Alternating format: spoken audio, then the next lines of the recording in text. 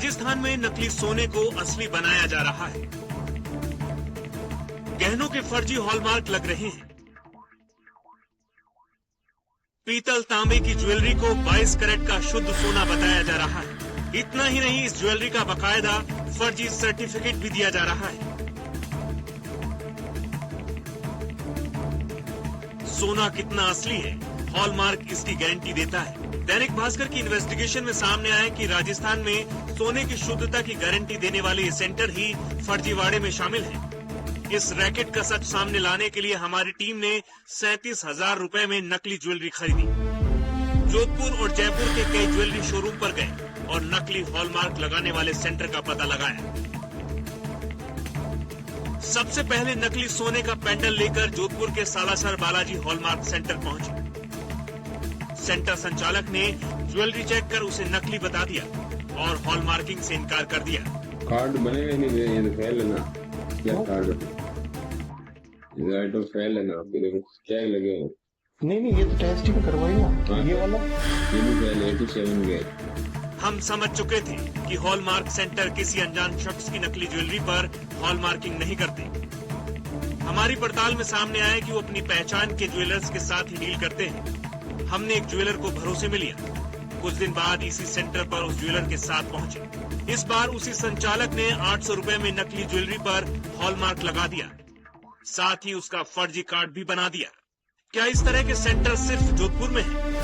पड़ताल की अगली कड़ी हमें जयपुर ले पहुंची। जयपुर में भी नकली सोने को असली बनाने का रैकेट काम कर रहा है। इसका पर्दाफाश करने के लिए हम जौहरी बाजार पहुंचे। यहाँ आरआर हॉलमार्क सेंटर पर 5 कैरेट की गोल्ड की परत से बनी इयररिंग पर 22 कैरेट गोल्ड की हॉलमार्किंग करने को कहा। सेंटर संचालक ने हमें पहले तो मना कर दिया, फिर एक ज्वेलर से फोन पर बात करवाने के बाद लेजर से हॉलमार्क लगा दिया, लेकिन कार्ड देने से इनकार कर दिया।